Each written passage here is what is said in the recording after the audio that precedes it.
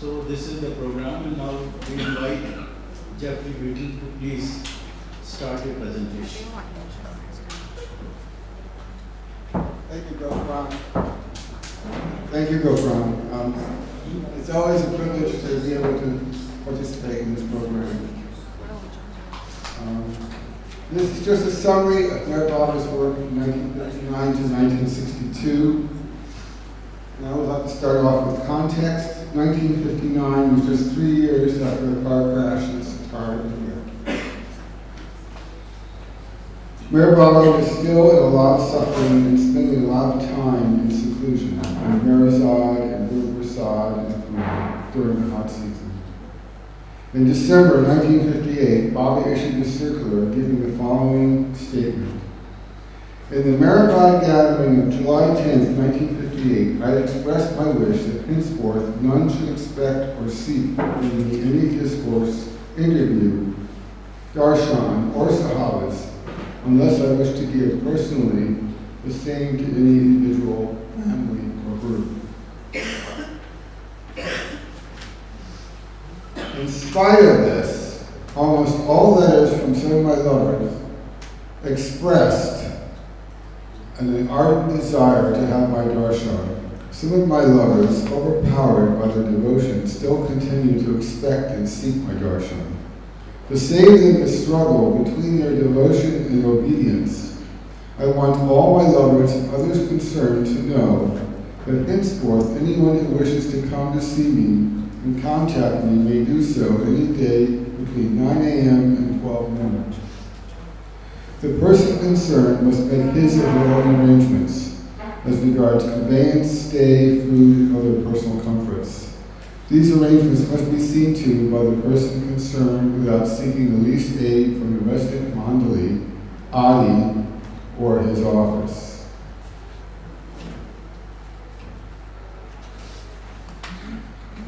Baba blesses the cricket team. Baba met with the cricket team. He was always a much loved game of cricket. He loved to participate in all aspects of life. So then through Erich, Baba gave the following message. In going to England to represent India in the field of sport, you also have the unique opportunity of practicing and of conveying to the people there the great spiritual lessons of concentration and love. When you take the field and if you play as 11 men with one heart, each enjoying the excellence of performance in another player as he would in himself, whether that player is on your side or on the side of the opposing team, and so eliminating feelings of jealousy, anger, and pride, which so often mar the sport. You will not only be entertaining the spectators, but demonstrating the real spirit of sportsmanship. True sportsmanship is concentrated ability enlivened with appreciation of the performance of others, and when this is manifested, everyone present, both players and spectators, receive spiritual upliftment as well as good entertainment. Each member of the team was then given an embrace by the divine beloved. And here we see Baba giving a trophy to another cricket team, another point in time.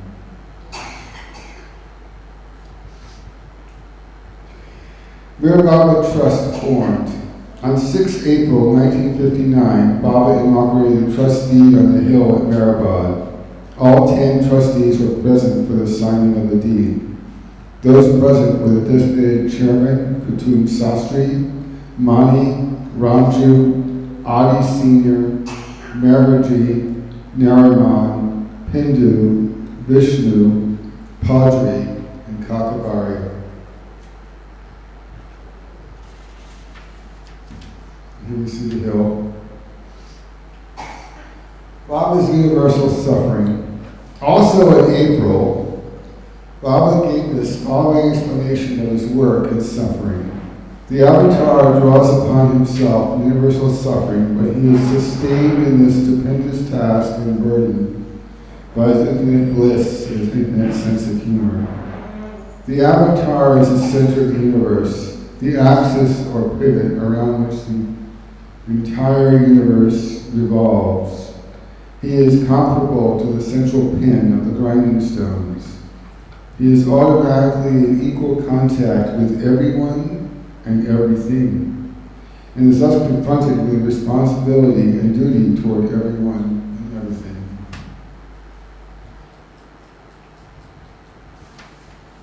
A special marriage.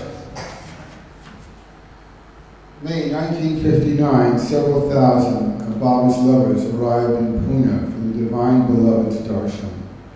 The gifted poet and singer Madhusudan of high Brahmin caste was marrying Subhadra, a low-caste singer. The marriage took place on 14th May 1959 with Meherabad's blessing. Respectfully, Baba blessed the couple with the gift of a shawl passed down from Baba's master, Upasni Maharaj. At first, Madhusudan's family was opposed to the marriage, but came to accept it. Meherabad's lovers from all walks of life witnessed the marriage. It is Madhusudan on the left, garlanded with Meherabad, Guru Prasad, May 1959.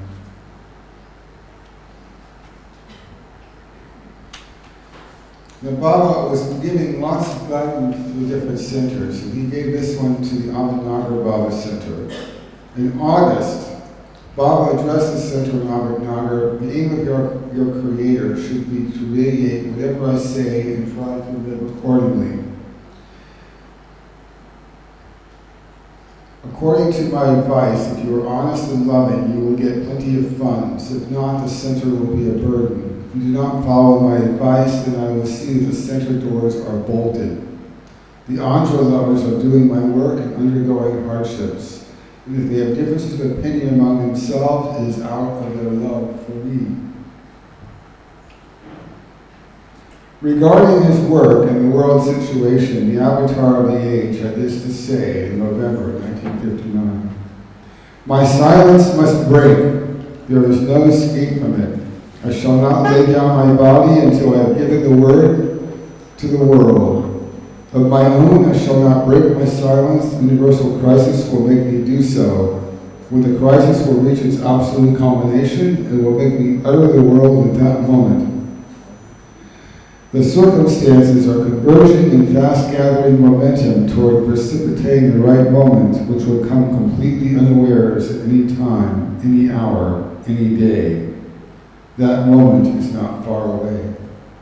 As I am the pivot of the universe, the full pressure of the universal upheaval will bear on me, and correspondingly my suffering will be so infinitely overwhelming that the word will escape from out of my silence. Remain completely resigned to my will and do not let any circumstance or situation shake loose your grip from my Dhamma. I shall not come out of my seclusion until I break my silence. The divine moment for my giving the word is not far off. And here we see Baba and Meherabad.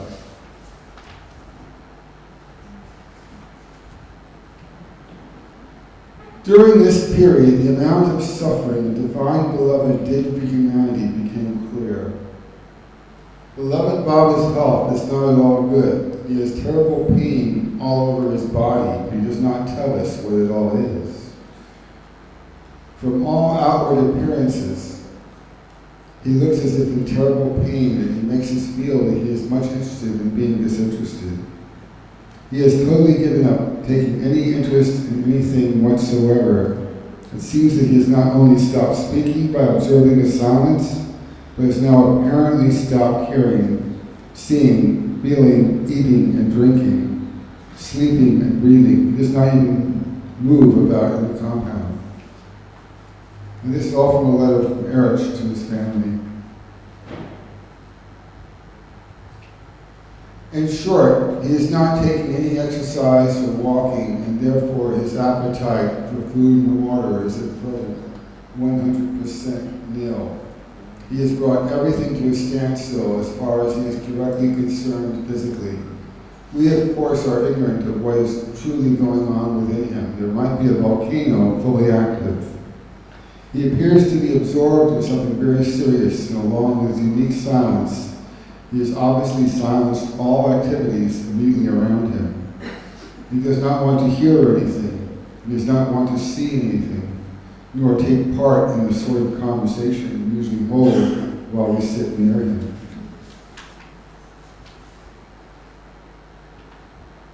And here we see Baba with Erich Jessalala.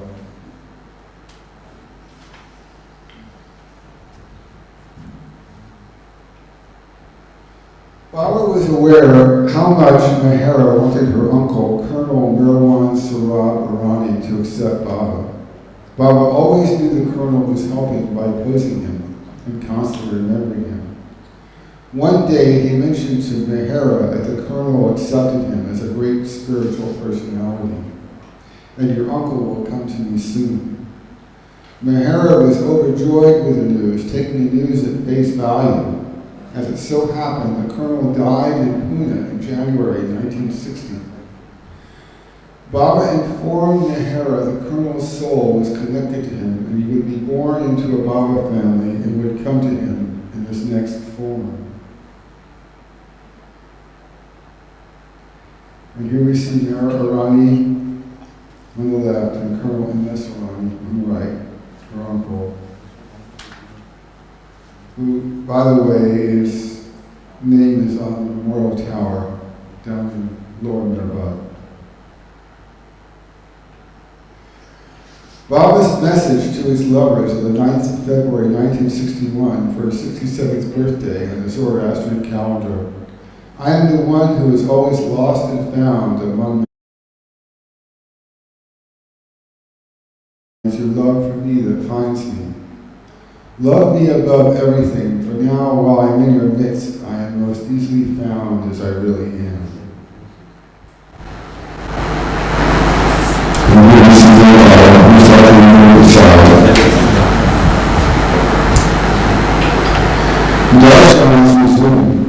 The following May, Baba announced he would be giving darshan programs and asked his lovers to keep his seclusion undisturbed with instructions.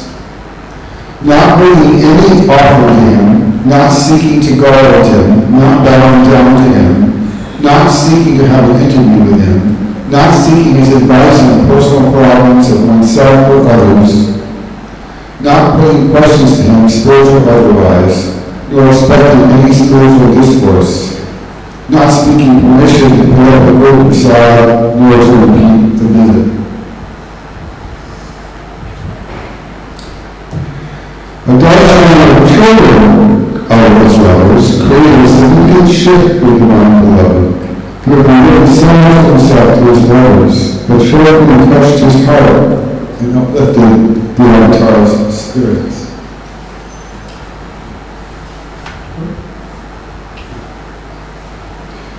Mani's perspective.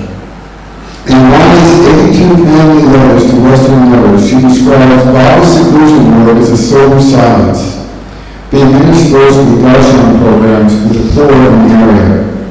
Occasionally, the keyboard was delivered through a crack in the seclusion.